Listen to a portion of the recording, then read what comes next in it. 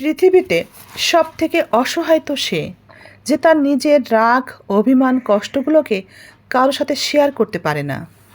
চিৎকার করে সে কাঁদতেও পারে না, শুধুমাত্র হাসির আড়ালে নিজের রাগ, অভিমান, কষ্টগুলোকে লুকিয়ে রাখে।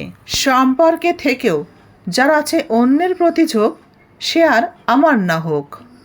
সম্পর্কে থাকার পরেও অন্যের প্রতি যার ঝোঁক আছে এটা জানার পরে তার উপরে আশা প্রত্যাশায় তাকে ধরে না রেখে তাকে ছেড়ে দেওয়াই ভালো। কেননা এই সব মানুষ দিয়ে আর সংসার হয় না। দুই ধরনের মানুষ থাকে, কারো চেহারা সুন্দর তো ভয়েস খারাপ, কারো আবার ভয়েস সুন্দর তো চেহারা খারাপ। আমার তো আজ দুটোই খারাপ, ভয়েসের অবস্থা খুবই খারাপ। দেখেছেন বন্ধুরা কত খারাপ। যদি ভালোই না বাসতে পারো তবে বারবার ফিরে এসো না। ছেড়ে যাওয়ার ইচ্ছা থাকলে কারোর সাথে ভালোবাসার অভিনয় করো না।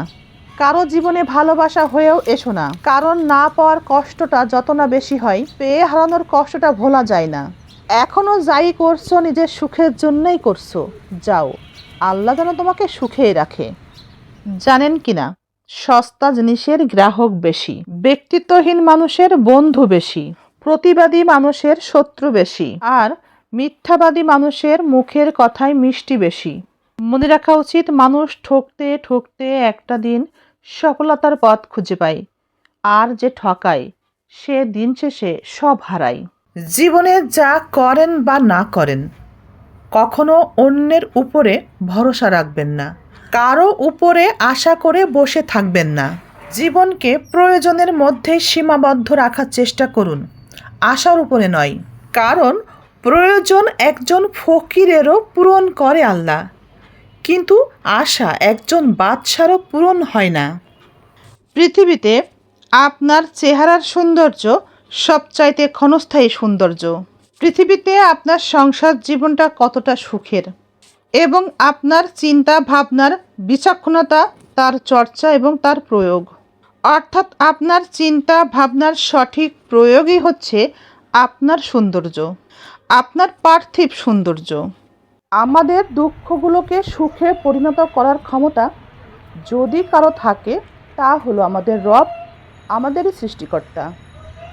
মানুষ তখনই আপনাকে খারাপ বলতে থাকবে যখন অন্যের অভ্যাসগুলো নিজের মধ্যে চর্চা করে নিজেকে পরিবর্তন করে তাদের সাথে চলতে চেষ্টা করবেন। যদি আপনার অভিজ্ঞতা থাকার পরও আপনি অভিজ্ঞতাকে কাজে না লাগান, তবে আপনি বেকার। আপনার অমন অভিজ্ঞতা থেকে কোনো লাভ নেই। আপনার অভিজ্ঞতাকে কাজে না লাগালে ওই অভিজ্ঞতার কোনো দাম নেই। আপনার অভিজ্ঞতাকে কাজে লাগান এবং ডলার ইনকাম করেন।